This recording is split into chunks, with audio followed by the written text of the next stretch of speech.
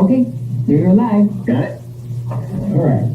All right. So, Warren. All right. Good morning. My name is Warren Stanley, and I am the branch manager for the crash data and reporting section of the Washington State Department of Transportation.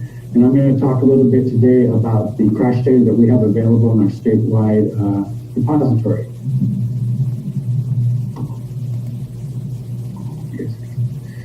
So what we do is we review about 138,000 crashes a year that are submitted by law enforcement on all public roadways within the state of Washington.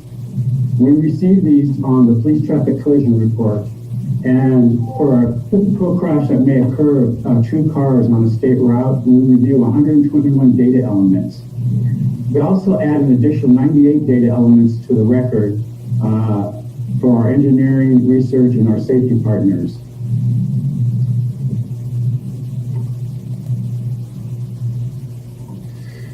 So one of the things I want to talk about a little bit is what constitutes a crash. So by RCW in this state, in order to have a reportable collision, a motor vehicle... Excuse me, you all switched your slides. They seem to be... let's try this way. Other than in here. Now do you see something different? That's great. Okay. Let me see if I can catch up with this. You see a car right now, right? Yes. Got it. Okay. So by RCW, there's three things that have to happen for a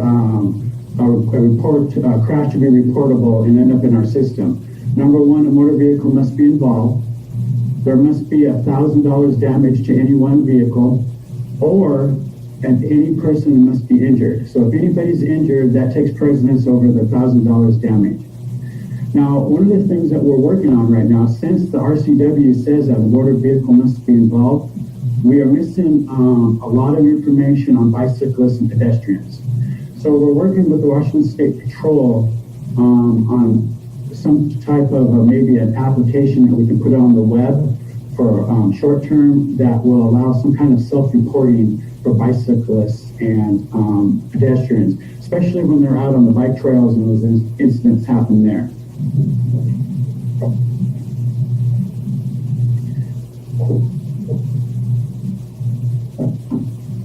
Can't see that.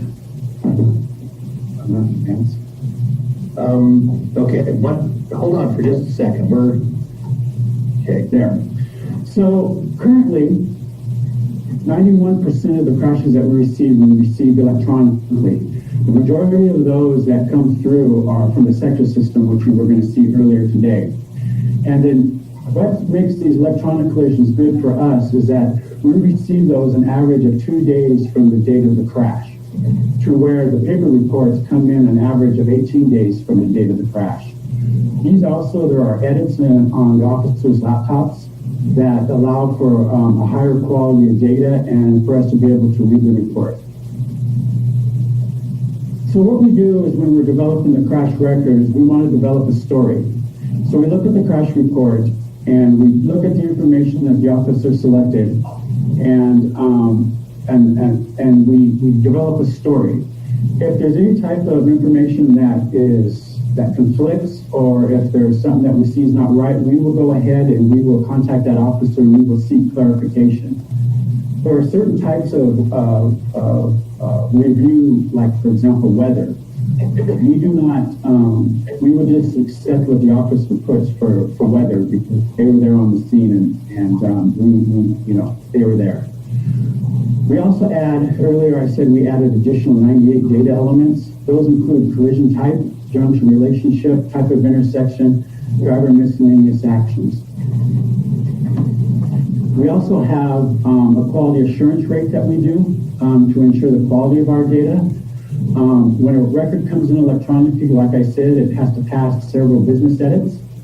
But we also train our staff, our new staff, when they come aboard, their quality assurance rate is 1 in 5. After they've been here a while, go into 1 in 100 reports that they've processed are reviewed. Anytime that we change a coding methodology or we change the way we do business, everybody goes back to 100% review, and we work our way back to that 1 in 100 analysis. So that tells you how we create the record. So I want to talk a little bit about how we can access our data. One of the easiest ways to access our data is through our crash data portal. Now this crash data portal is out in the public right now.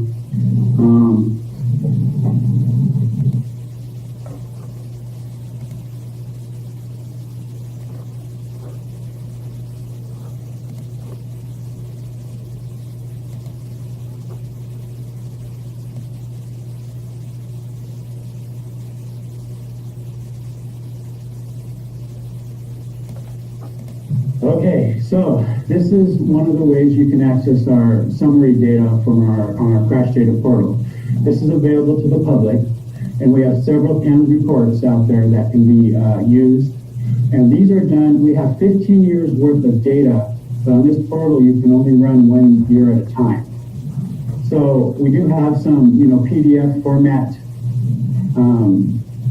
summaries here that you can download, or that just tells us that all the crashes that occurred. Here's just the total number of crashes by year, suspected injury, possible injury, and no apparent injury. If you want to do one of our PAN reports, we broke it up from like driver distraction, cell phone usage. There's different types of reports that you can do. Here I'm just going to do all alcohol involved crashes. You can go ahead and it tells you what years are available. You can click on a year. You can search either statewide, county, or city. I'm going to go ahead and hit county. You can go ahead and you get a map of Washington, and you can just go ahead and hit that county. And it will always give you a summary of what you're asking for. So here's alcohol involved crashes in Yakima County for 2017 and for all jurisdictions within that county. And then you can go ahead and generate the report. Sometimes it takes a few seconds for the information to come back. It's going out and it's grabbing it via the web. Information, so when it comes back, we can provide you some tabular data. So here you say there's 357 crashes, alcohol involved crashes in 2017 in Yakima County. We have charts that you can do. Over here there's notes, and this information is just a kind of a summary of what this report is and how it's pulling the data. And then you have the ability to map it. Wow. Now, as we, whoops, going too fast.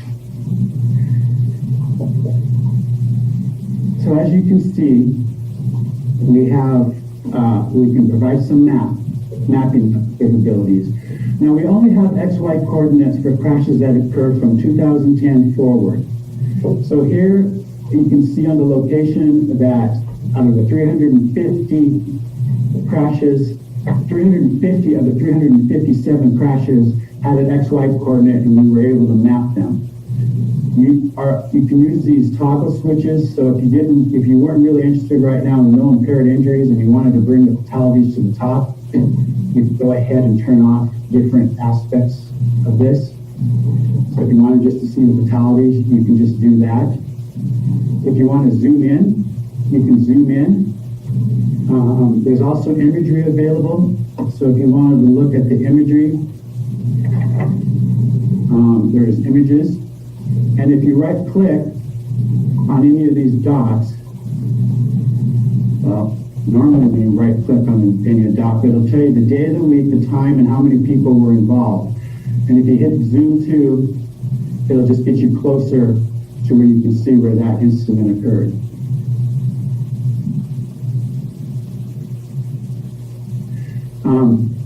Also, what our portal has, so I'm just going to go backwards, we also have... Before you leave this section, I have a question. Go ahead. Do you by chance have one on drugs like opioids or So we- distinguished from alcohol or? Yeah, so we have alcohol. We do have drug impaired Okay. at a higher level, and we kind of dependent on the officer reporting and what we get back from the DRE assessments. Uh-huh. So, also, we also, here you'll see these Target Zero type reports. Target Zero are strategic highway safety plan, and these are emphasis areas that we are looking at for the Target Zero. These crashes will only bring back serious injury and fatality of all the ones. And so if you go in there and you're looking, Yakima County, you go down, you create your report, you're only going to get the serious injury and the fatalities for alcohol and or drug impaired crashes that meet the Target Zero criteria. One of the things that's a little different about this is you can see that there were 27 crashes that occurred. It gives you a little bit more information also. It also lists all the other emphasis areas in Target Zero. So out of these alcohol or drug impaired crashes, you can see that if you go down, 6 of them were speed related also. 4 of them looked like there were also inattention was involved. So it just gives you a little bit more information on these type of crashes. Of course, we have the charts, the notes of how we come up with the results, and again, there's a mapping feature that you can just go ahead and you can zoom into. So again, right now, the public aspect of this, we can only do one at a time, 1 year at a time. So if we were going to do a big study, you'd have to run this a couple times. If I can get back somehow to my PowerPoint. And do other states provide this information, or are we ahead of the game in Washington? So other states provide this information in probably a little bit more different ways. I think we're kind of a little ahead in some states, but definitely we're behind in a couple other states that are really good at this, like North Carolina does a really good job of putting out this data.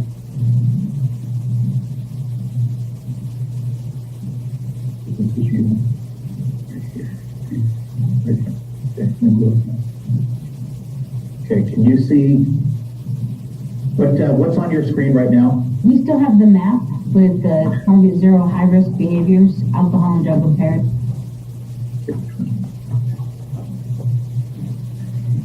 Okay, hold on. Okay, we're going to get you in just a second. I think we get this almost to an art form now. And we will make these slides available to all of our participants after the presentation. Okay, and what you should see is crash data portal restricted. Okay. On your screen? Yes, we see it. So yeah, we understand that on the public side out there, there's some, those are high level summaries that are 1 year at a time that really don't get down into an exact location and don't allow you to download the data. So we are working on a restricted site that will allow you to query up to 5 years worth of data. It will provide you a little bit more detailed reports. It'll let you go down to more of a specific location. And one of the things that it does is it will allow you to also download some raw data sets. Now, what does it mean when you say it's restricted? Well, if you have need for this type of data and you continually use this data, what you can do is call us up. We'll enter into a data sharing agreement with you that just kind of outlines what can happen with the data. We will provide you a user ID and a password and give you access to this portal. This portal is not online yet. The restricted side of this, as we are working with the OCIO office on some security measures, but we hope to have it up within the next 4 or 5 months. So you're going to have a public access site available? It's available now today. Okay. That's what you just saw. That's what what I just demoed earlier was public access side. Okay. But as you know, that only went down, high level summary type information. To get more restricted and to get more detail, we're going to, within the next couple of months, put out this restricted site. Okay. It requires user ID and password.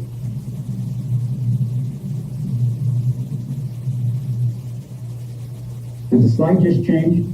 Crash data public disclosure request? Yes. Oh, good. Yay. So, Celebrate the small yeah, things. so, if you don't get what you need on the portal, there's another way that you can get data from us. So currently, all requests that require a specific location must come through this public disclosure request form. So right on our website, we have a form that you can just fill out and you can submit to us. And as long as you check the box that says you're not going to use the data against us in the court of law, we will provide you various types of data. And what we can provide you is we're getting into customized maps. So we provide customized maps. We also have some customized reports. This one that I have here happens to be on contributing circumstances for a location. We have what we call standard accident history that we can provide you for that location. We also prepare some charts and some graphs. And then, of course, we also can extract the raw data into an Excel spreadsheet that we can send you if you want to be able to manipulate the data for analysis purposes. And So, a question, okay. will you be, will WashDOT be doing this for other than cities and counties? Anybody can fill out a form and request data. Okay, So the general public to anybody, including tribes. thank you. Now, the tribal data, I'll tell you right now, we only have what is submitted by tribal law enforcement. So we don't, if that tribe is submitting data, then we have it. If they're not, then of course we wouldn't have it. If you have any questions, here is our contact information. Mike Bernard, he's our crash data steward. He is really good. He can answer any questions regarding the data or our portal. And him and his staff are actually the crew that will get you the data if you submit it through the public disclosure request. Or else you can just call me and I'll be happy to answer any questions you may have. That is it as far as my presentation goes. If there's any questions.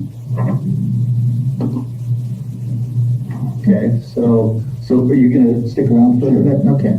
So in case there's questions, Warren will be around. I'm gonna start my presentation and what I'm gonna do is just talk a little bit. Warren just talked about, excuse me, this public disclosure request and just asking them for specific kinds of data. And so what I'm going to do is to actually walk through some data that I got from them and then was able to turn around and present to the Tribal Traffic Safety Advisory Board, and we used that data to actually establish priorities for the year. So just to check that on your slide you're seeing, on your screen you're seeing Native American Alaska Native traffic safety data. Yes, but it's like in edit mode. Can you put it into a full screen mode? I will attempt to do that. Thank you for the clarification. And what do we have going on here? I don't have presenter. If you go into the share file, the share screen, you can select the PowerPoint directly. Oh, you didn't work, you silly thing. There you go. And I'm not saying that it's going to get any. It's full screen. Yeah, you got it. Okay. All right. Well, again, celebrate the small things. So, again, what I used this for was, and did the slide just change? Just want to check. Nope, still on the first side. Oh. No, it looks like it went back to the first side. Okay. How about now? Do you have a slide that says purpose? Yes, but it went back to the edit mode. Tricky.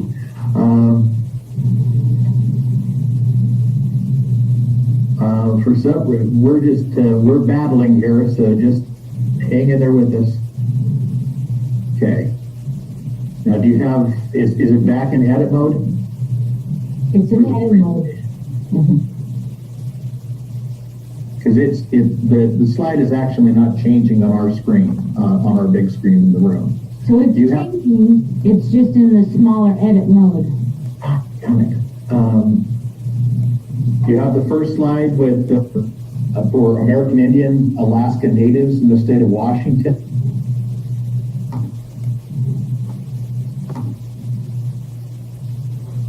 And how about now? What does it look like for you? First screen, first slide. Got the first screen, but I think there's a delay, so if you change it, it might just bust. Okay, so things first was that that for American Indian, Alaska Natives in the state of Washington, the rate per 100,000 population of fatalities was incredible. It's 27.6 per 100,000, and the nearest other population is Hispanic Latinos, and Native Americans are over three times as likely to be involved in a fatality in the state of Washington. This is a serious thing we need to look at.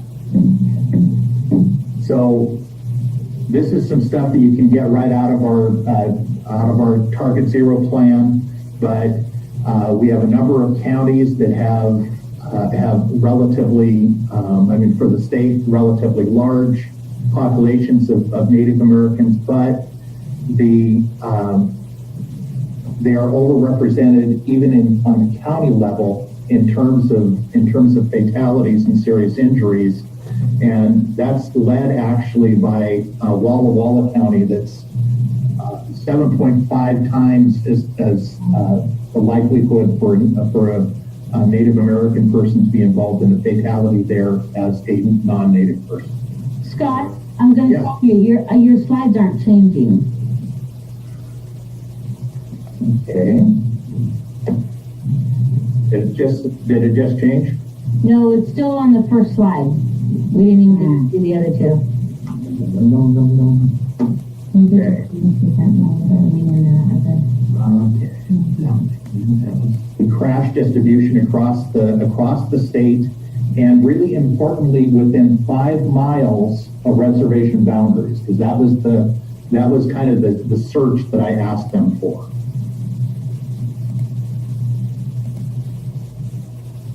Total fatalities, I'm assuming you have that as your slide now? Yes. Okay.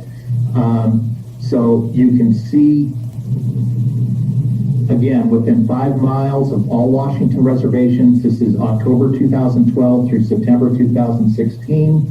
And 2012 and 2016 really should be taken out of this because they're not full years. But if you look at the 3 years in the middle, 2013, 14, and 15, you're seeing a fairly significant over time increase in fatalities, and the same pattern, ironically, doesn't actually mirror itself on serious injuries, and I'm not sure why that would be. But So Scott, can you go back? Sure. Just so we understand you, the 14, 15, 16 are not full years? no, 2012 would be just 3 months of 2012. Okay. And 2016 would be 9 months of 2016. The 3 full years in here are 2013, 14, and 15, and they're all the years that have 100+ fatalities. But in those 3 years, you can see the trend, and the trend is increasing fatalities over time.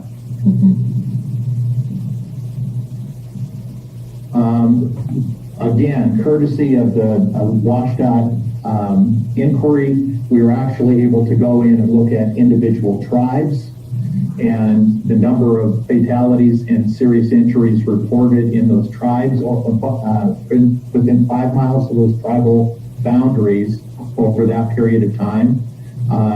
And you wind up with a slightly different picture of the Yakima Nation and Puyallup tribe having the most individual incidents, Caldwell Confederated tribes next, Lummi following that over that period of time. And Scott, just to clarify that those numbers include all fatalities on the reservation, and it's not just natives, those are all. That is correct, because, and this is an important distinction, with serious injury crashes, race ethnicity is not recorded, so we don't know that at all. It is known on the fatality side because we get that from actual death reports, and so that would be accurate information, at least as far as it was accurate to the coroner or whoever signed the death certificate. Thank you. Sure. So a couple pieces that we were able to bring out of this. First is that collision types and fatalities, two really jump to the top in and around reservation communities. The first is collision with a moving vehicle. So this is a collision either head-on or somehow occurring rear end or side swipe, something like that. And the other is running off the road. Those are the two most common types of crashes that occur within 5 miles of reservations for fatals. And the same thing holds for serious injuries. In terms of contributing factors, under the influence of something was a factor in almost 27% of the crashes. Most of that was alcohol, but there was also under the influence of drugs in there. This is probably underreported. At least on the serious injury side, it's probably underreported. On the fatality side, all fatals wind up with an actual blood test, so this should be fairly accurate for the fatalities. It was different in Washington State than it was nationwide in terms of driver distraction. There are two different reports from Federal Highways where they are kind of prioritizing factors, traffic safety factors in reservation communities to work on. Distraction does not rise to the top of their list, but it did in Washington State. In these data, kind of emerge as a big deal in 14% of the crashes, which is significant. And then the other piece that really kind of jumped out from these data, and this is real surface level data, there's a lot more analysis that could be done, but lap and shoulder seatbelts usage rate in fatalities was 52%. So 52% of the folks that died in these areas were using safety belts. 14% are unknown. I'm not sure what that unknown means. That just means probably that the officer did not check a box. So it could actually increase the no restraint use number, or it could increase the use number. The critical piece to notice, though, is that the no restraints used was 31.9%. And the statewide rate for that same thing is 5.9%. That's our overall non-use rate for seatbelts in the state of Washington. This is a significant difference. And in 80 out of the 122 no restraints used incidents, those folks were either wholly or partially ejected from the vehicle. And it is a virtual guarantee of fatality to be ejected from the vehicle. Sorry to be morbid about that, but that's just kind of the real. Posted speed limits. Not too surprisingly, fatalities are going to go up the faster that you drive. But the places where probably programming and enforcement and that sort of thing can actually find some real traction would be on those roads that are posted for 35 to 40 mile an hour. that's where the largest single percentage of fatals happened, and it's where the lion's share of the serious injuries happen, again, in these reservations, within 5 miles of reservations. No traffic control happens a lot. That shouldn't be a huge surprise. A lot of these are rural areas and not going to have a lot of stoplights, things like that. Pedestrian fatalities I thought was also really interesting. Again, it's the same thing. 2012 and 2016 are partial years, but if you look at size of the number in 2016, which is 16, that's in 3/4 of a year, and it's almost the same as the whole year 2014. What that means is for pedestrian fatals within 5 miles of a reservation border, we are seeing consistent and incredible increase from 7 to 17, from 17 to 22, and I don't have the final data yet for 2016. I haven't looked, but I would estimate that it far surpassed that 22, and that's really an unfortunate thing. Again, strange thing on serious injury side, that doesn't seem to be increasing as fast, but again, look at 2016, and there's 52 serious injuries within 9 months, and you know that that's going to surpass everything else. So 2016 went far beyond. These are actual factors involving the pedestrians. One of the things that the WSDOT data is, and any data involving crashes is going to be sensitive to, is how much information was filled out on the PTCR, the police traffic collision report. And in these particular cases, what wasn't filled out very much, these are pedestrian cases, what wasn't filled out very much was anything about the driver. That's really a very, very common thing to have happen. So the pedestrian, because they died as a result of the crash, has a blood draw, and we know their impairment level. But unless there was an offense, a ticketed offense that necessitated a blood draw, like a DUI or something like that, the driver would not necessarily have an alcohol or drug level tested. So we don't have very much information at all about drivers. We do have some information about pedestrians. Pretty close to, well, 15% were under the influence of alcohol, 15% of the pedestrians. Did not grant the right-of-way to vehicle. That basically means that somehow they got in the roadway.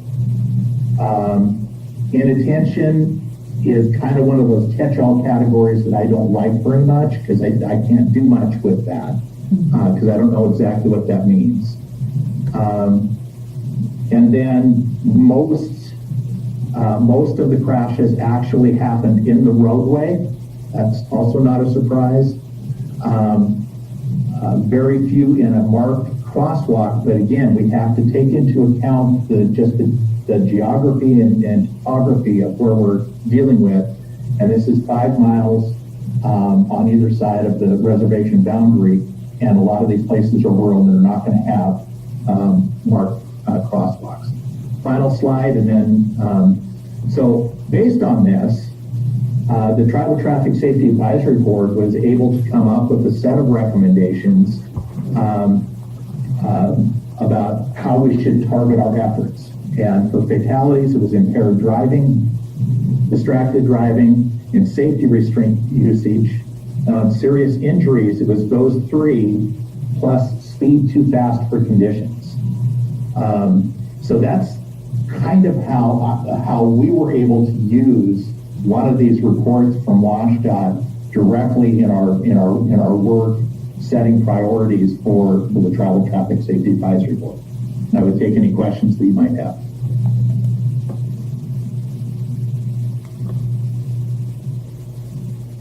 And if not, I think I see Daniel, you're all primed and ready to go again?